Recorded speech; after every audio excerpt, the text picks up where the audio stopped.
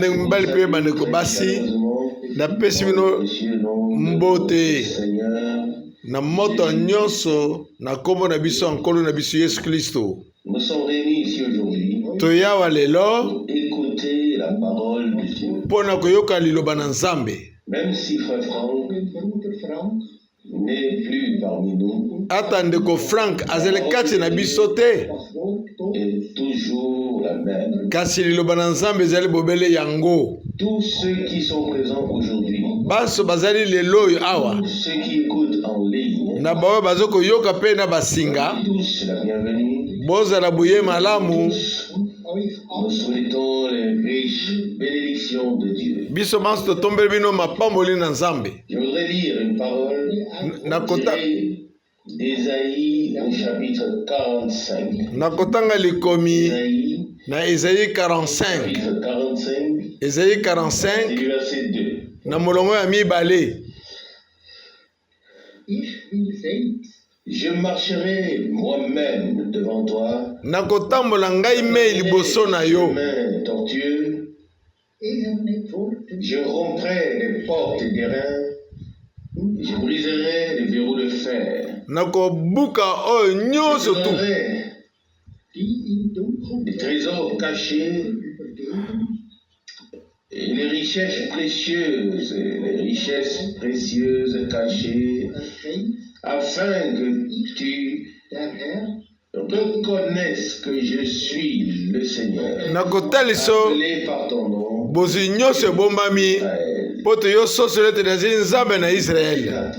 Pour l'amour de mon serviteur Jacob Pona bolunga mosali na ngai Yakobo et d'Israël, na Israel. je t'ai appelé par ton nom. Na biangi yo na kombo na yo. Je t'ai donné un nom d'honneur. Na pesi yo kombo ya lukumu. Liboso ete yo oyebanga. Seigneur, Nazali nkolo. il n'y a point d'autre.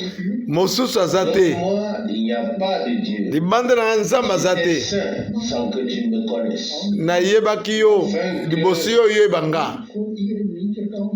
L'on reconnaisse dès le lever du soleil, Na tina ete basosola dès son coucher, qu'il na n'y a pas ebemeli na de moi Dieu pour moi. pe ekufeli na yango. Je suis le Seigneur. Nzambe mosusu aza te. Verset 7, c'est moi qui forme la lumière. Ezali ngai nde moto nasalaka pole. Donne le Amen. salut. Ngai nde moto napesaka lobiko.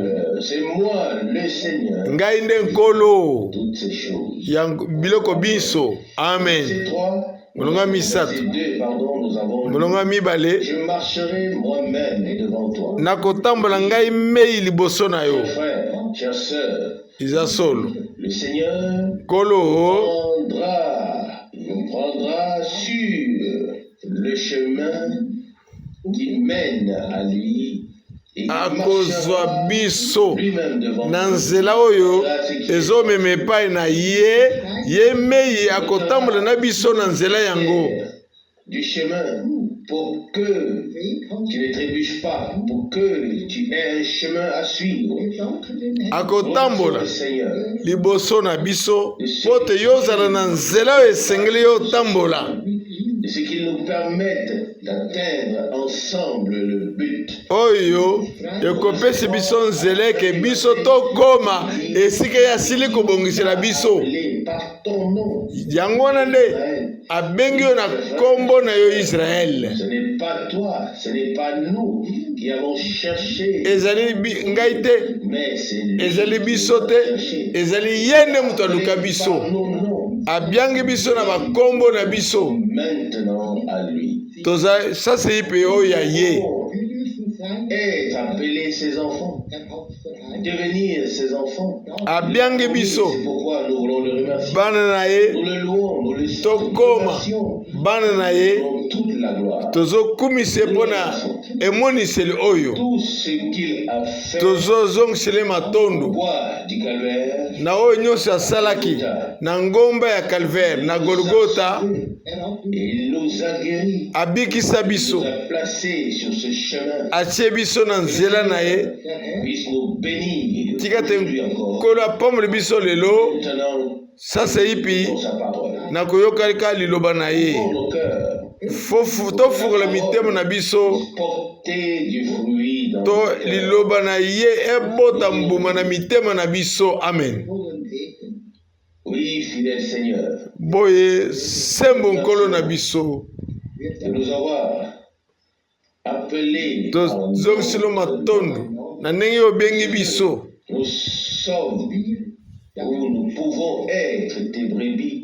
To kuzali De ce que tu prends soin de nous, tokoki kozala bameme na yo na lolenge te yo sunga biso au-delà de ce que nous demandons. na okopesa biso na Seigneur, oyo je te remercie. koleka oyo tozopesa yo La parole tozosenga yo que tika te nous avons lue liloba na yo totangi montre ezotalisa biso ete que tu nous as précédés. yo Accompagne sur le chemin sur lequel tu nous as toza na nzela moko te Bénis-nous, Seigneur Jésus. kasi yo nde oza na nzela te okamba biso Bénédiction pour les autres. mpo te tozala lipamboli mpe mpo na baninga De nous permettre aujourd'hui encore d'écouter ta parole epesa véritable. biso nzela ngolu na yo Que ete tososolo liloba na yo lelo ouvert mitema na biso ete efungwama ta parole mpo te est vie. liloba na yo Ta parole est la vie. ezali bomoi kati na biso Fidèle Seigneur, ya yo la louange, la Kolo, gloire et le remerciement. sembo matondo lukumu ezala bobele epa na yo mpo na liloba na yo tozokozwa na mitema na biso. J'ai dû penser au refrain du cantique qui dit nakanisaki yango pète des chaînes et que les vents soufflent na liloba oyo elobi na loyembo oyo plutôt que les tempêtes grondent. Nous atango sommes reconnaissants de pouvoir être mopepe makasi eza koya kasi yo okosunga biso na kati ya mipepe yango mpo te ekatana te. et lorsque nous entendons, lisons toutes ces détresses, nous oublions presque la nôtre. Oui, ntango tozokomona la nôtre. bampasi oyo ezali Ici, tozokobosana oyo ya biso dans une famille, du glaucome, la cataracte, une grande détresse par rapport à ces maladies. awa Nous avons parfois les toza na libota moko bampasi ezali viennent à ce qu'il y a. maladi ya miso Nous vivons bien en dessous de notre niveau. mpasi ezozwa biso Nous vivons tozobika bien en dessous na se tous nos privilèges. ya molimo na biso tozobika na se Donné par Christ. ya bapasi J'espère que Dieu fortifiera kasi notre foi. tobanzi ete nzambe akolendisa biso mitema na biso Tout ce qui va avec. Que nous ne regardions pas seulement timidement les choses aller et que nous continuions notre chemin avec des cœurs lourds. totala te makambo ezosimba te bongo totambola na mitema na biso na bakilo kasi La parole est d'exiger totala bobele liloba na ye simplement. oyo ye azosenga biso na liloba na ye. Et nous l'avons entendu très clairement dans la prédication. tokoki kosenga Le signe. kasi toyoki yango polele lite ya ndeko Branham le signe. Et comme c'était le cas autrefois pour le peuple d'Israël, l'agneau avait été immolé. Lokola. Et avec cet acte, avait été fait. ezali kaki lokola bana ya Israel Dans la maison. mwana pate abomamaki Oui, chez les Égyptiens, kasi chez tous les autres. epai bamosusu Mais là, pasi ezalaki kozala avait kasi été esika immolé, que le mwana sang pate avait babomaka été ye poteau de la makila maison. batiaki likolo bapoto na balenton Là, il y avait la foi. kuna Là, il y avait la certitude. kondima ezalaki Et les gens s'assient. boyokani ezalaki Manger. bato remercier le bafandaki Seigneur, puis se préparer bazalaki kolia à partir. Car l'heure de la délivrance était arrivée. pamba te Au moment, ngonga na oui, bokangolami ça a été fait. eyaki La nuit où l'agneau a été butu immolé, moko wana l'exode, oyo mwana la pate libération, babomaka ye le salut, Alléluia. la victoire, lole la bénédiction, elonga cela na nzambe ezalaki au lieu. komisalama Chose nyonso wana ezalaki kati na bango manifesté la nuit où ezalaki komonisama na butu Jusqu'à ce jour, oyo mwana Moïse pate avait négocié avec Pharaon une fois Ata. une fois et encore une fois. kolobana na Moshe na Faraon Il y a eu des fléaux ezalaki kosimba te makama eyaka de sortie. L'eau fut Kasi. en sang.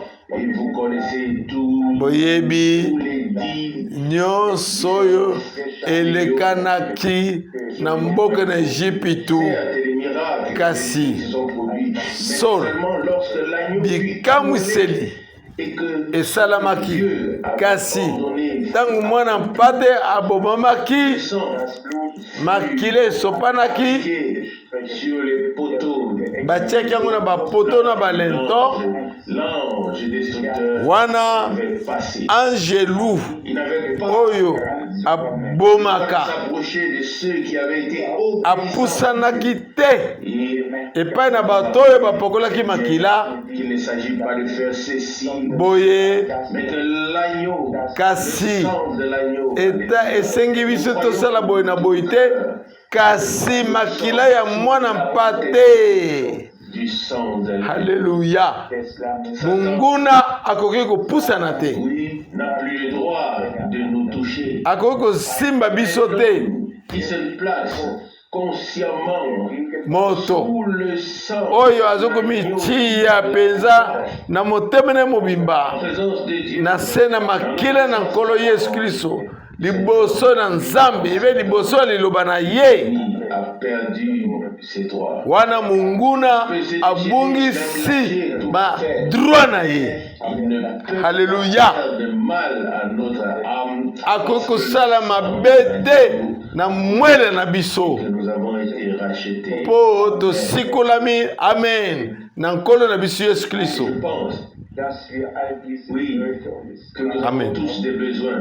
na banzi biso banso toza na baposa Encore que je ne connais pas directement, mais il y avait, oui, encore quelques requêtes en plus. Oui, une sœur m'a rappelé masengi ezalaki ntango mosusu nakobosana te aux gens, kasi ces gens que nous allons prier. tokobondela Ne faisons-nous pas simplement. na bato basengi masenge nini na bango Lisons d'abord une parole afin, totanga nano liloba oui, afin de laisser notre foi être fortifiée. boye Oui, la foi qui fait partie de la prière. Car kondima na sans biso la foi, elendisama les paroles. Mais Kasi. une prière sans la foi tobondela ne sont que des paroles. bongo libondeli oyo ezangi kondima Effet de puissance. eza na litoma La te puissance de Dieu tika te libérée, nguya na Nzambe efficace, qui se manifeste oyo ekoki komonisama na oyo tozokondima esanzolama Je n'avais pas l'intention de le faire. nazaki na posa ya kosala yango te Lisons Kasi. Marc chapitre 11. totanga Marc chapitre 11 Oui, nous pouvons nous satisfaire de Marc chapitre 11 au verset 22. Marc chapitre 11 verset 22 tokoki kosepela na yango Il leur répondit, awe alobi na bango boye foi en Dieu. En vérité, je vous le dis, na bosolo nayebisi bino celui qui dit à cette montagne, oyo akoloba na ngomba oyo toi, tombwama et jette-toi dans la mer, mibwaka na ebale et qui ne doute pas dans son cœur bongo ati tembe te na motema na ye ce qu'il dit, akomona ete oyo ye alobi ekokokisama alors il le verra Amen. s'accomplir.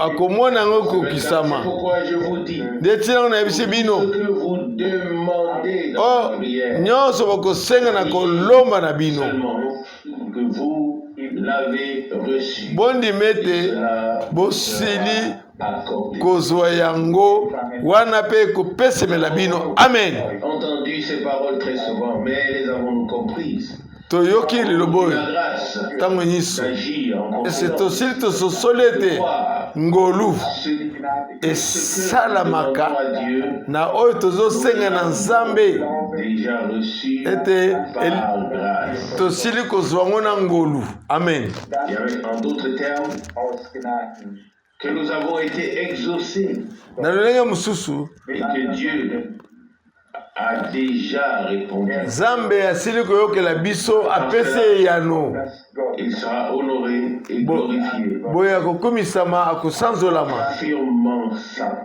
parole. mpo na liloba na ye. Amen. Nous voulons garder cette parole dans nos cœurs et devant nos yeux. Batela liloba oyo na mitema na biso mpe na miso na biso. Amen. Les requêtes au Seigneur. Levons-nous pour cela. Oyo nyonso to basenge mpa na nkolo totelema mpo na kobelela nkolo na biso.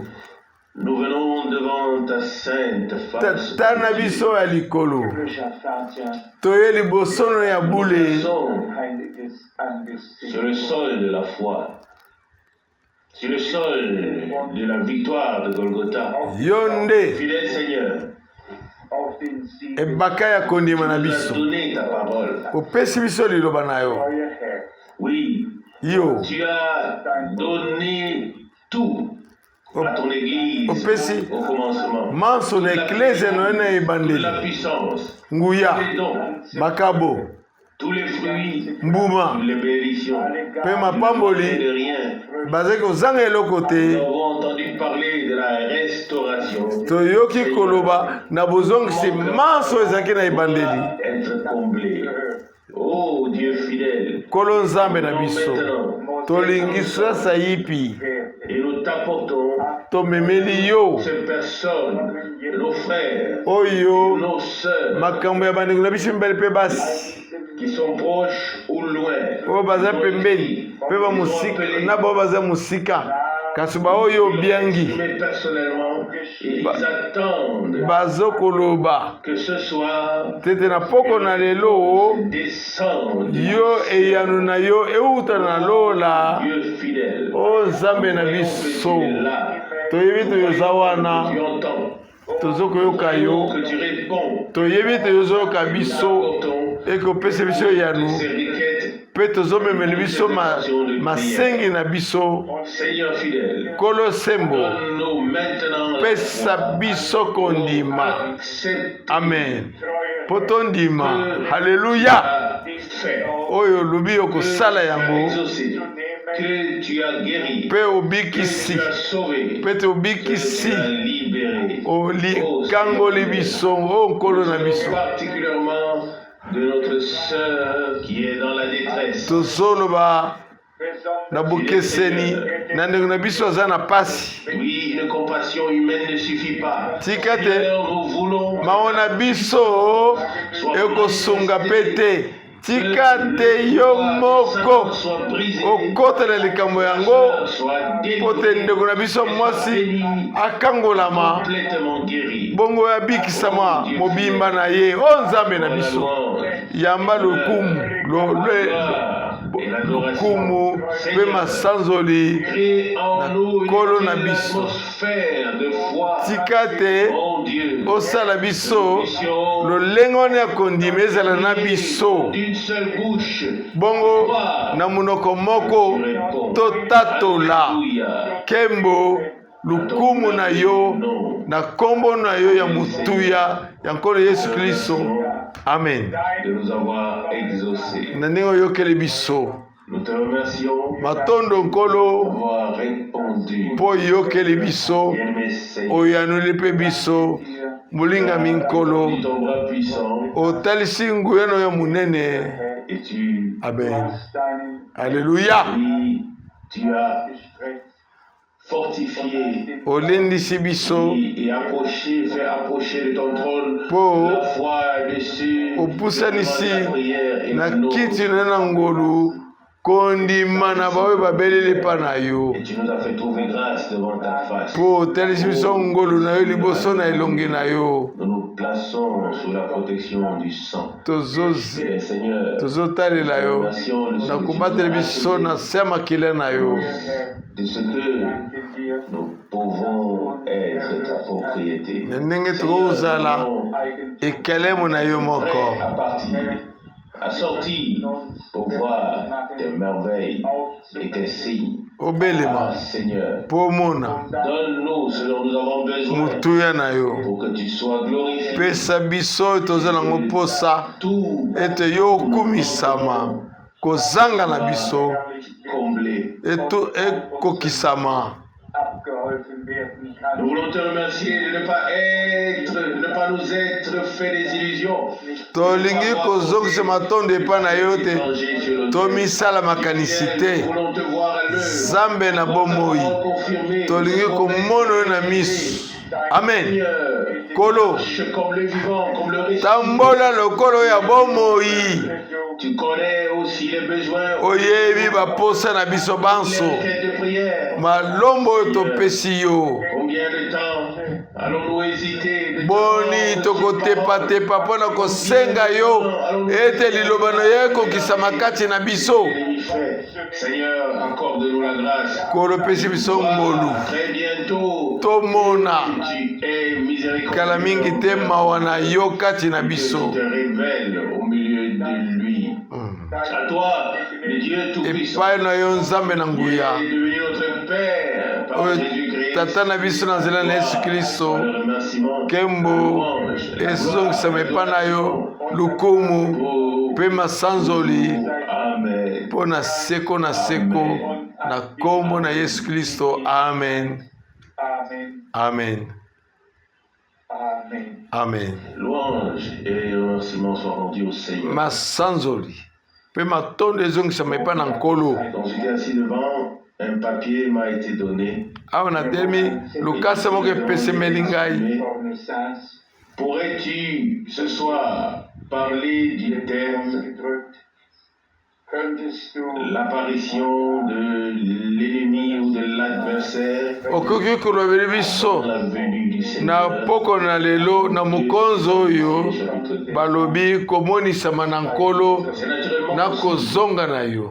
kozonga na ye. Oui, c'est l'un des thèmes les plus difficiles, Solo les plus importants, ezali na mokonzo oyo les actuels, ya makasi à mpe ya motuya voir ou aborder. oyo esengeli tolobela. Pas seulement que tous y trouveront leur compte, que chacun pourra y trouver son compte.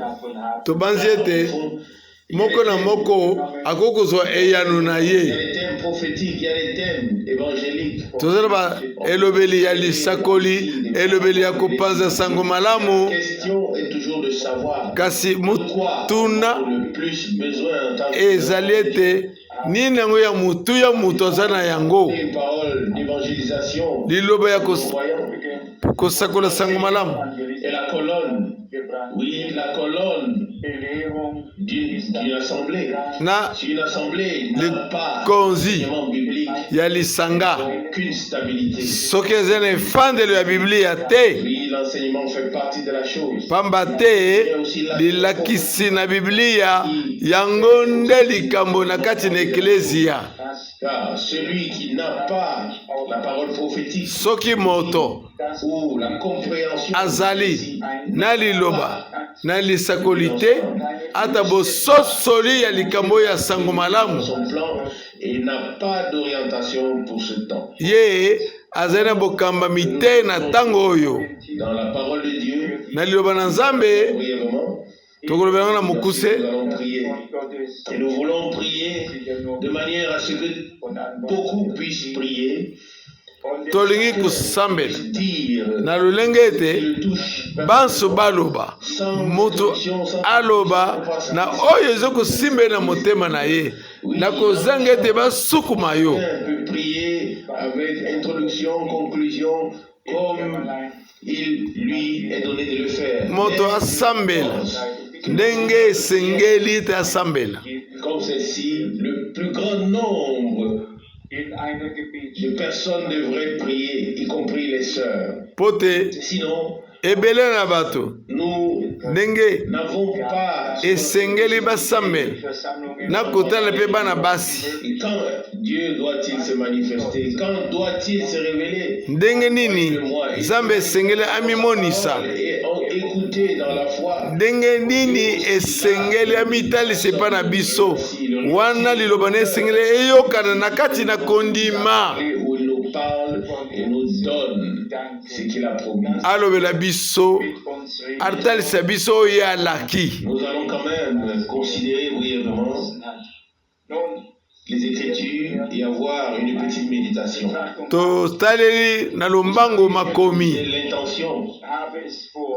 Et je crois que c'est dans la volonté de Dieu, l'intention d'écrire à la fois sur le Christ et qui il est, et aussi sur l'Antichrist et qui il est. likanisi ya kokoma ndenge nini Kristo azali, ndenge nini mutelemeli Kristo pe azali, likanisi ono ezali Fondamentalement opposés l'un de l'autre.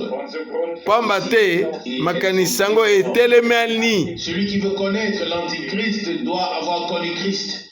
oyo Celui qui devine alingi oyeba motelemela Kristo ifo yeba Kristo qui est dans les ténèbres, dans les ténèbres. oyo azali kobanza yango akososola te, oyo azali kati na molili akososola yango pe te. Celui kasi qui ne voit pas l'un ne pourra pas voir l'autre. moyo amoni antikriste te akomona Kristo pe te, oyo amoni Kristo te ape komona antikriste te. Christ remonte à Satan.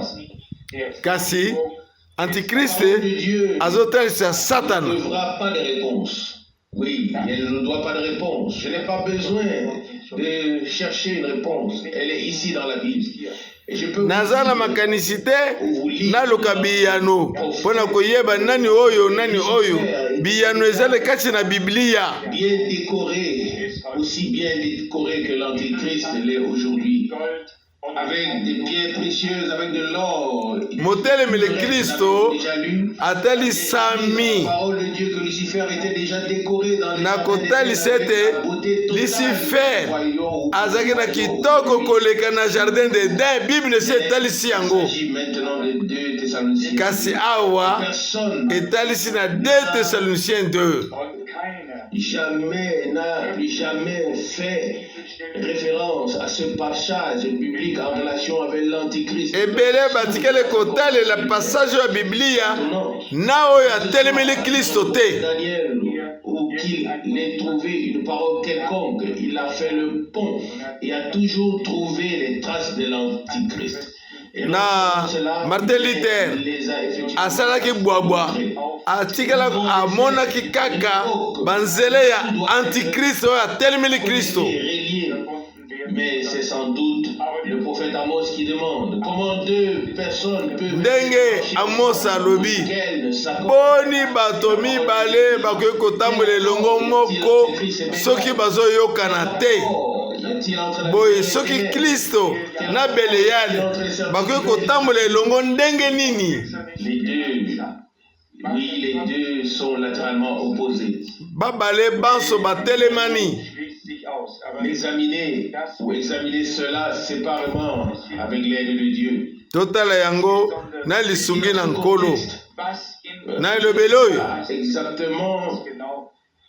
Qui exactement cela devrait, pour qui cela devrait être important et qui a posé cette question aussi soudainement. Mais mpona nani na kotalelaka makambo oyo, mpona nani yango ekozala na mutuya du jour du Seigneur na oyo mpe atuni mutuna et de notre réunion avec maloba na nkolo lelo aussi de l'Antichrist. esengeli etelesema mpona nkolo mpe mpona kotalisa biso mpe nani yango mpe antikriste.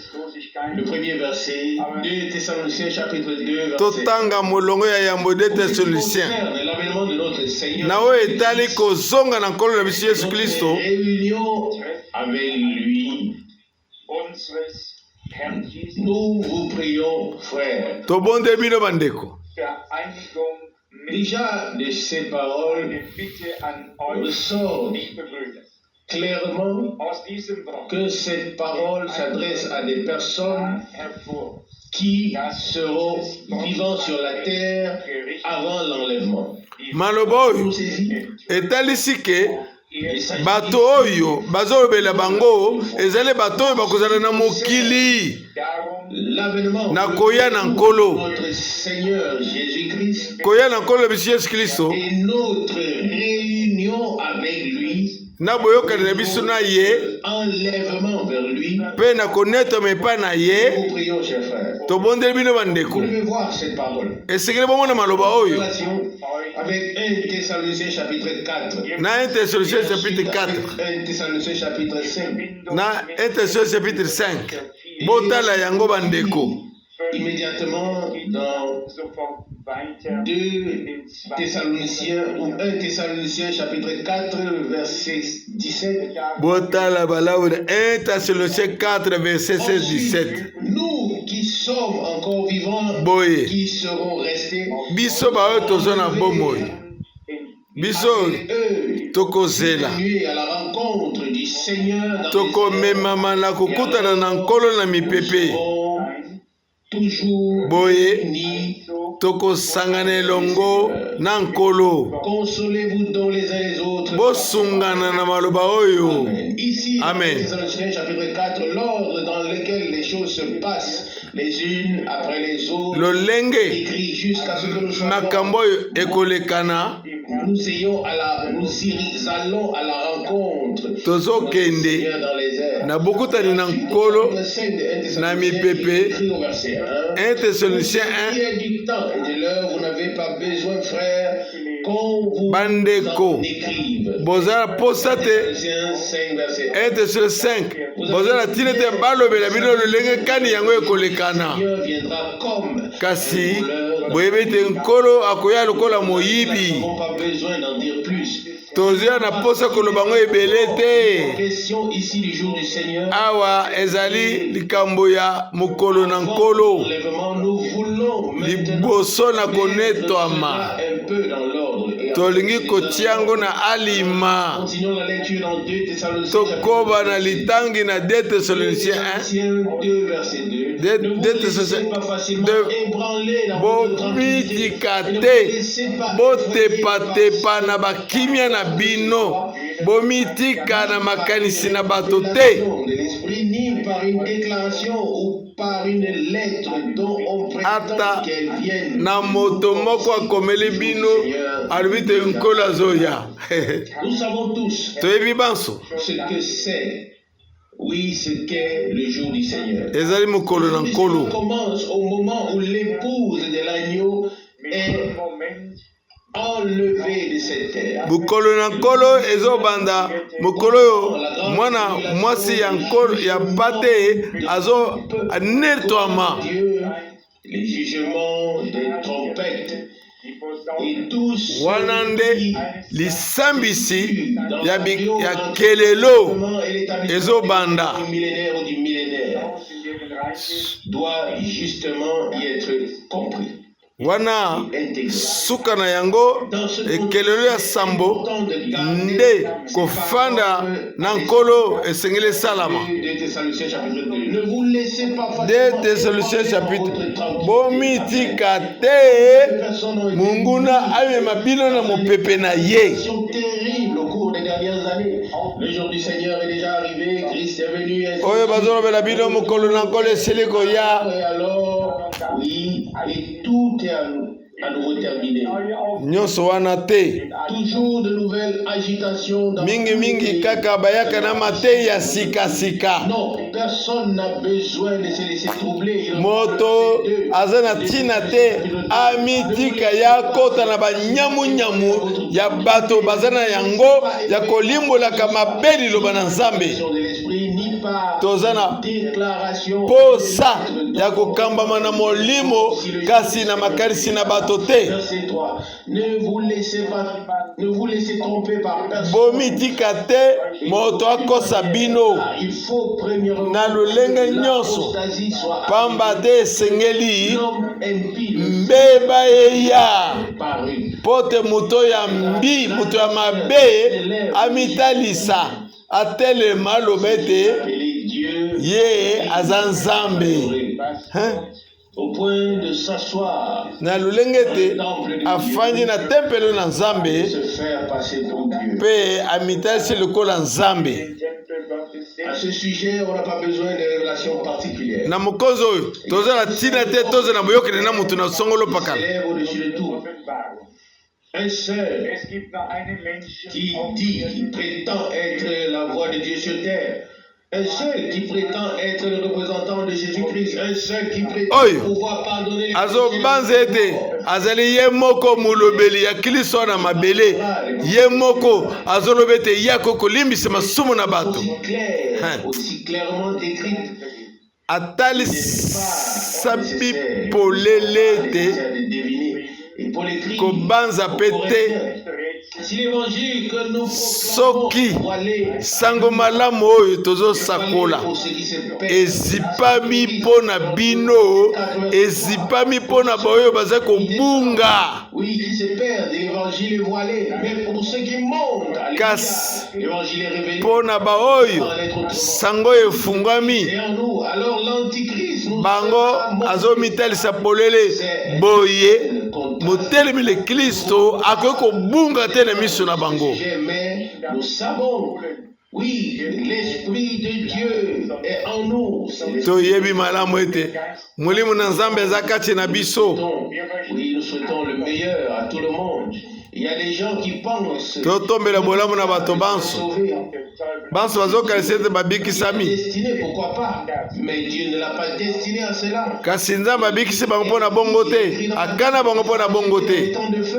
Alors il sera jeté dans les temps de feu. Bakobwakama na libulu ya moto de Dieu et la grâce de Dieu. Bao ya Nzambe pas simplement aller au-dessus de toute mesure. Bango bakokende liboso na makasi na Nzambe nyonso tu te. Bango bakomisokisa na makasi na Nzambe. Bakotambola bobele na kati ya bandelo ya liloba na ye. Ici il s'agit d'une grande apostasie. Wana bato bakokanisa lokola Nzambe azokanisa te ezali libunga munene tobengi apostasie. D'aller si loin, il suffit de regarder autour de nous et alors la parole, oui, est valable pour nous et pour esengele kotala qui se sont zinga na biso liloba ezana mutuya pona biso tozo talela na kati ya mindelo ya liloba. Quand on entend tout l'égarement qui se trouve parmi nous dans nos propres rangs, et je le dis en dessein, dans nos propres rangs parmi nous. Awa nazoloba nango na ntina pona mabunga oyo ezali katikati na biso. L'a dit. Si l'église pentecôtiste continuait ainsi pendant 100 ans, elle serait pire que l'église romaine. Soki eklesia oyo ya bapentecôtiste ezokoba na lulenge oyo bazokezala boye ekozala mabe koleka eglise ya Roma. C'est simplement incroyable. Nous n'avons pas besoin d'aller plus loin. Que nous soyons maintenant, avant le retour du Seigneur, avant que nous ne soyons réunis avec lui, lors de l'enlèvement, que Christ est descendu une telle personne est un menteur. Christ est venu par l'Esprit dans l'Église à la Pentecôte. Kristo ayaki na eklesia na Pentecôte nde bongo azosala sasa epe na mokili na nzela na molimo na ye aza kobelela pote oyo asuka mondimi aidime liloba na ye bongo ya kolongwa na kiti na ye na ngolu aya pota kotana na biso. Amen. Dans le quatrième sceau. Le quatrième sceau englobe toute ekangelo ya minei de Laodicée. Ezotalisa jusqu'à la fin. Laodicée. Le cinquième tikinu na suka bongo cinquième sceau etaleli ba Yuda. Après l'enlèvement. Et le septième sceau bongo sixième sceau etaleli minyokoli ya minene. Bongo septième sceau etalisi bozongi na nkolo na biso. Après que Dieu ait donné la clarté par le moyen de sa parole. Sima na Nzambe na biso kopesa bofungwami na liloba na ye nde tososoli manso oyo tozoloba. Ils mettent toujours volontiers ce qu'ils entendent. Mais cela me fait presque sourire, malgré le sérieux de la situation, car je suis le dernier, toujours le dernier à apprendre certaines choses. Pote Quoi qu'il en soit, oyo nazoyoka effectivement entendu dire ata na seki aurait dit epesenga somo ndenge lumière brillante s'élèvera en Allemagne, bazoloba ke là où se trouve pole le noir. ekotelema na Allemagne Et je souris un peu maintenant. na seki C'est muke vraiment pas drôle. kasi eza somo Quelle absurdité lolenge nini ya liboma. moi. Mais j'ai reçu la grâce de Dieu. Nazwi ngolu na Nzambe Et totalement les prédications de Frère Branham. nayoki mate nyonso tu ya ndeko Branham Et je ne les ai pas entendus une seule fois. nayoki yango mbala moko Pas pe de te prédication que je n'ai écoutée au moins ces 3 fois. litei moko te ezali oyo nayoki bobele mbala misato te ata koleka. Je ne viens pas demain de quelque chose qu'on m'a dit hier, c'est possible. Nalobi Des prédications, j'ose dire que je sais ce qui a été dit. nayebi J'ai bien écouté. oyo ndeko Branham alobi mpe nayoki yango malamu. Que les gens sont impressionnés et influencés, et puis ils arrivent effectivement à trouver où dans l'obscurité, ils trouvent des sapins noirs. Bomoni bato kati na molili bazokutana na basape noir. C'est incroyable. Eza kondi ona ekosimba pete na molili bomone likambo. Pas si je garde cette expression pour Soki moi, na bombi si elobele mpo na ngai pas ce que je pense de ces personnes, ce sont Kasi. des séducteurs, des escrocs, nalobi boye absolument rien à voir. bato wana baza ba escroc baza na eloko moko te akoki komona kati na liloba na Nzambe. Notre Seigneur lui-même a prononcé. Kolo ye Les mei scandales seront ôtés du royaume de Dieu. alobi Il faudra bien qu'un jour mabaku nyonso tu wana font ekolongwa un scandale na dans le bokonzi royaume na de Dieu. Nzambe. C'est ainsi une pierre d'achoppement. Bato wana nyonso to bakusala makambo ya bongo bakozala libanga ya libaku kati na bokonzi na Nzambe. Cela ne peut pas rester ainsi jusqu'à la fin. Wana ekotikala bongo te tikino na suka. Va-et-vient. Et tant qu'il y aura un va-et-vient, où sera l'unité de l'esprit, le lien, la connexion avec Dieu et les uns avec les autres? Non. Il doit y avoir quelque chose. Eloko moko ekolekana lokola molimo na Nzambe azali kozala na ba mususu na basu mususu na bato mususu. Eloko moko ekolekana Il sera qu'à la vérité. ekokoma na bosolo. Associer Dieu à rien d'autre que sa parole. Tokoki kosangisa Nzambe te na makanisi mususu na liloba na ye. C'est là que tous les esprits se divisent. C'est Wana nde si l'on lit ainsi milimo ezokabwana prédication, so totangi matei nyonso to ya ndeko Branham qu'il tolimoli yango nyonso la parole de Dieu est la vérité. tokomona ete Qui ne croit pas liloba na Nzambe ezali solo Dieu se rend compte oyo azali kondima liloba moko te na Nzambe akokweisama na mbeba nyonso. ce que Dieu a dit et à croire que le Seigneur a choisi des hommes Koloba oyo Nzambe alobi que kondima ete Nzambe aponi bato na ye oyo kani akokolobelana na bango. que Frère Branham était un homme envoyé de Dieu. Ndeko Branham azaki moto Nzambe atindaki ye. Que je comprends, ils enseignent correctement chaque parole qu'il a apportée en me basant sur les Saintes Écritures. Bamemi Qui peut me convaincre liloba oyo ye amemi kasi bazozongisa yango na makomi na bule Il ne te. s'agit pas pour moi d'avoir raison. Ezali Ça te ne devrait pas être ngai nde nazwa raison Ça te. ne peut pas être une nécessité d'avoir raison. Non. Naza na posa ete nazwa raison. Personne a raison, c'est Dieu. Soki moto aza na raison ezali bobele Nzambe. Nous devons lui donner raison. Esengeli topesa raison na Nzambe.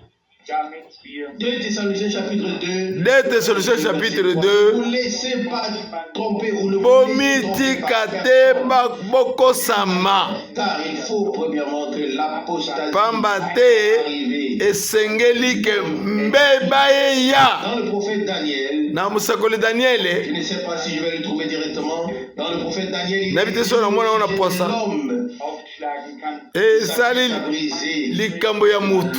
ausgehen wird. Die Zeiten Oyo alukaki ta buka mobeko. Ça devrait se trouver dans le chapitre 7 ou 9. Chapitre 7 ou 9. Nous allons le trouver. Tokumona yango. Nabite so na kuzwa yango na lombango. Mais tokumona yango na chapitre 7 ata 9. auf dieses Et je vais regarder dans le chapitre vorbereitet gewesen. 11. Nakutala yango na chapitre 11. In Kapitel Mais 11 schaue ich oui, mir nous avons une heure d'enseignement biblique. Alors cherchez Tozana ngongo moko ya malakisi ya Biblia. le prophète Daniel, Totala mukanda ya Daniel. qu'il s'élèvera au-dessus du très haut Oyo et changera amitombolaki la loi. liboso na mobeku. Daniel 7. Daniel 7. N'est-ce pas? Naturellement, bien sûr, oui. Daniel 7. Daniel chapitre 7, verset 25. Daniel chapitre 7 verset Daniel 25. 7, verset 27. Il tiendra des discours arrogants contre les Akoloba maloba maltraitera les ya saints mabe et s'efforcera de changer les faits pe akonyokola basantu et la loi. Et ils seront pe akolukete abongola makambo manso. 2 ans. und sie werden einer Gewalt gegeben sein. Oui, cela se réfère déjà aux 3 ans et demi de la grande tribulation. Yango esalamaki Encore ça va. na 3 ans et demi ya grande tribulation ya minyokoli minene. Nous n'aimons pas trop en parler. Ce peuple a tellement souffert Toki koloba mingi nous te. devrions pouvoir dire qu'il ne souffrira plus de rien. Mais imaginez-vous ce qui est écrit ici. Bobanza oyo ekomami awa. J'aurais souhaité avoir la vieille Bible de Luther. Na zalaki na posa nazala Bible ya kala ya Luther. Daniel 11, verset 36. Daniel 11 verset Il 36. agira alors à sa guise. Kumu Il s'enorgueillira akosala lolenge na tous ye les dieux. pe enzombo ekozwa ye Même des discours. akotelema liboso ya banzambe Dieu des dieux. pe akoloba maloba moko ya enzombo La mesure de la colère soit comblée. Car na lolenge ete ce qui est arrêté s'accomplira. oyo nzambe akanaki ekokisama likolo na ye. Dieu de ses pères. Il ne prêtera pas attention au Dieu préféré des femmes ni à aucun autre Dieu, mais il s'élèvera au-dessus de tout. Ye akotalelaka basi ata mibali te na bato mosusu te akotelema likolo na biloko biso. Il honorera avec l'or et l'argent. Ye akosepele bobele na olo na argent. Précieuse et tout le reste. Il vous suffit de lire dans le prophète Ézéchiel. Botanga na mukanda Ezekiel Au chapitre 28, na mukanda 28 où toutes ces belles choses ont été mises. esika biloko nyonso ya kitoko ezalaki mpo na ye Satana. Chapitre 28, Na lukapo ya tuku mibale na mwambe na mwambe 28 13. mulonga zobe na Tu misato étais en Éden. ozalaki na Eden Éden. Et toutes sortes de pierres précieuses couvraient tes vêtements. bilo mabanga nyonso to ya mutuya eza kozinga yo. La cornaline, topaze, jasme, Ozalaki na batopaz bajasme l'onyx saphir, safir bamabanga nyonso to ya talutalo eza kozinga yo. des bordures et des parures. Elle fut mise en place le jour où tu fus créé. Etiamaki mokolo oyo okelamaki Pas de meilleure description que dans Ézéchiel chapitre koleka maloba ekoleka oyo eza te. 1. Ce sera peut-être mieux. Ézéchiel 28, verset 1. La parole du Seigneur me fut adressée. Ézéchiel 28 verset 1 Fils de l'homme. maloba na nkolo elobemi na ye Ainsi parle le mwana na mutu parce que boyo nkolo alobi et que tu as dit, je suis Dieu, j'ai Pote. un palais au yo milieu omilobeli de la mer. ete ofandi katikati na ebale Et non un Dieu. Et par kasi oza mutu kasi oza nzambe te mais ozomimona lokola nzambe boye oza mayele koleka Daniel. Verset 3, bien sûr que tu es plus sage que Daniel. Boye Rien de ce qui est caché. oza na bwanya koleka Daniel. Et celui qui poursuit la lecture avec tout ce qui est dit sur le commerce qui oyo akokoba na kotanga na manyoso alobami na mombongo oyo azokosala mpona kitoko na ye azwi mbongo mpe bamikonzi ya mokili mobimba bakumisi ye. Boye Satana azalaki katikati na bamikonzi nyonso kasi akoki kobombama te mpo na moto nyonso to azalaki kozala na emoniseli na Nzambe wana esengeli efungamela epai na Molimo Nsantu. Boye kanda na Nzambe ya bule ekokweya likolo na ye. Baoyo bakotanga makambo yango baza kososola yango te kasi Nzambe azali na liloba na lisakoli ezali kati na baoyo bayebi kasi bamosusu bayebi te ke wapi Satana afandaka mpe boyebi te kombo ne nani. Nani akoki kokima na kanda oyo? Bato bakosangana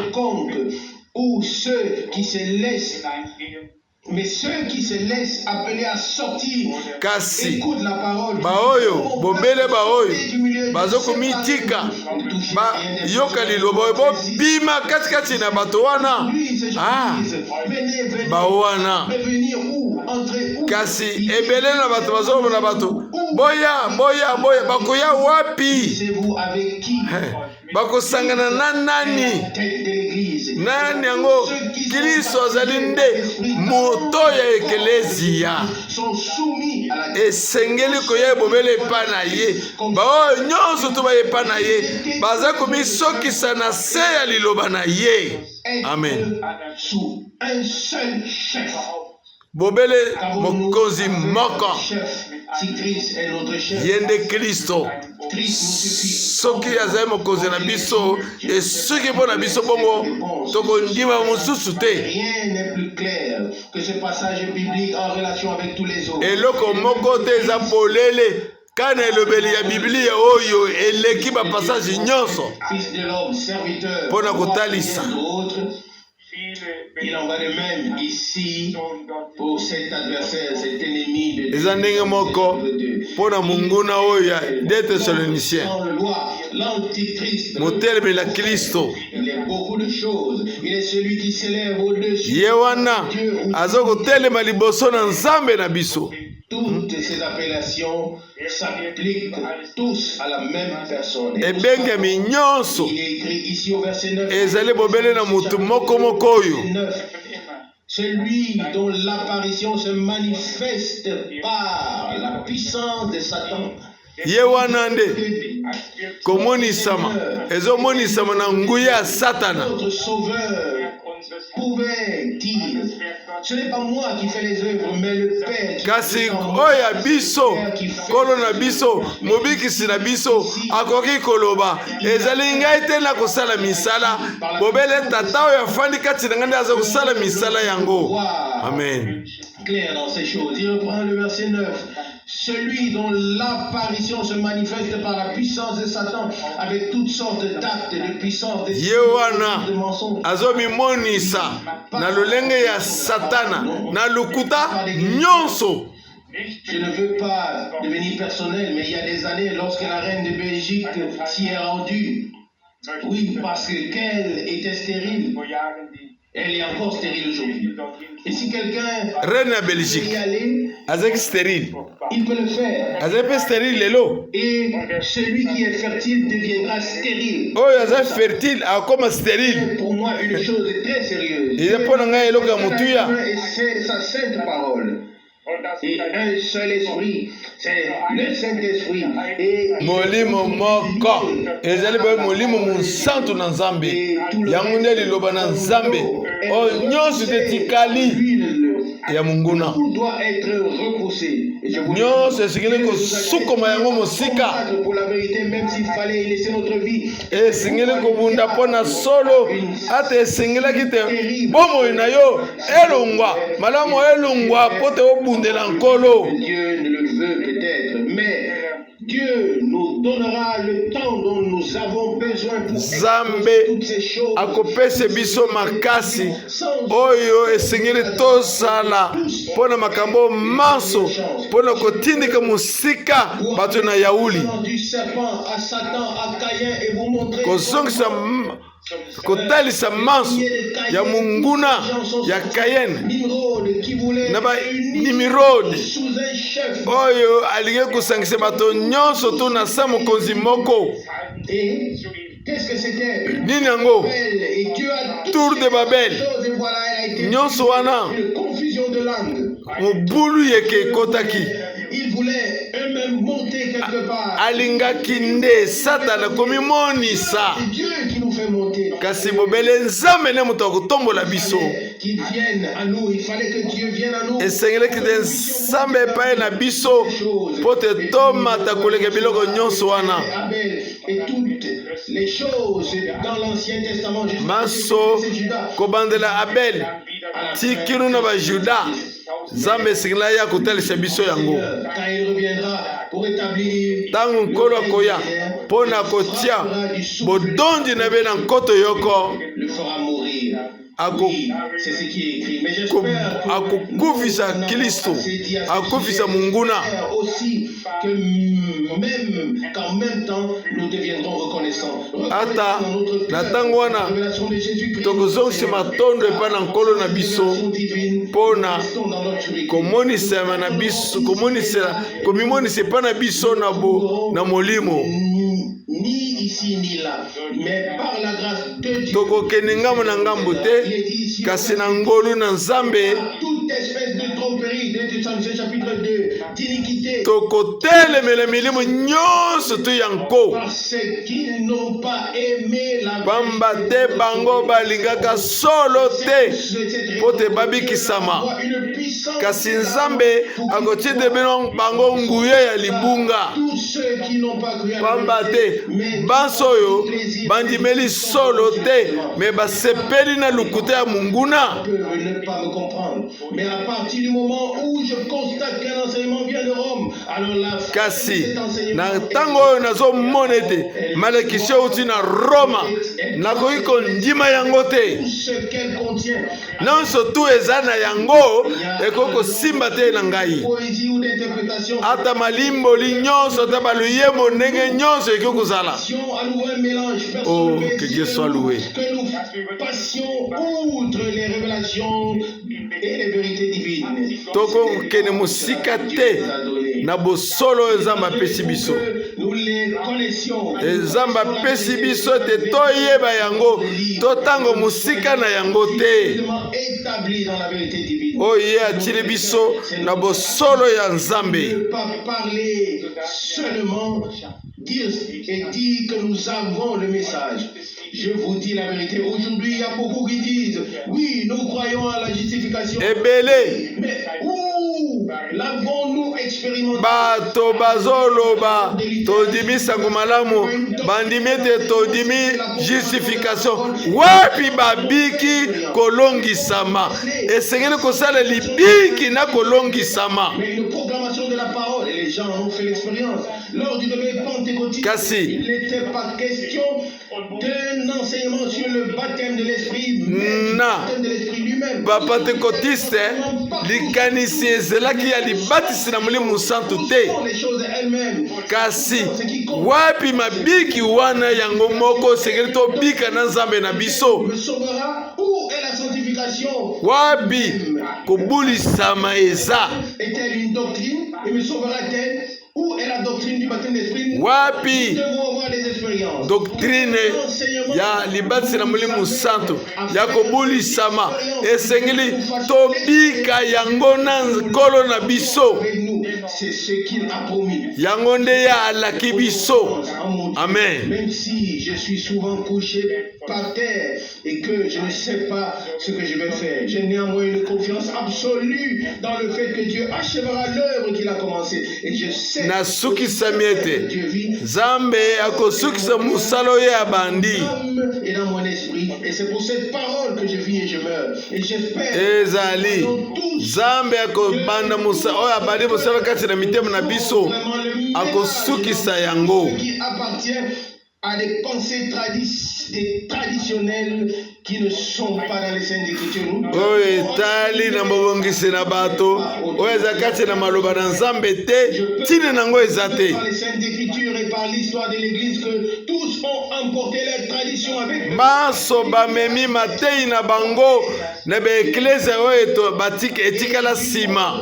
Libre jusqu'à la dernière. Qu'est-ce que c'était? Ils ont reconnu les choses nouvelles. Les anciennes ont été reprises. Bango bayambi makambo na bango na kala oyo asika bazwi yango te. Son peuple sans aucun mélange. Kasi Nzambe aza na posa na libota na ye oyo esangisami te na matei na kala. Dieu ne s'est pas donné tout ce mal en vain, mais qu'il y a un sens et un but derrière tout ça pour avoir amikabi pamba te kasi tine ezali pote Nzambe aza na posa azwa mwasi na ye ya libala. Même matière que lui a lui qu'il puisse, afin qu'elle puisse lui convenir et devenir ekokana na mwasi na libala. Quand il viendra la chercher, tango ya koya nous pourrons être na ngolu na ye tokozala na ye elongo. Amen.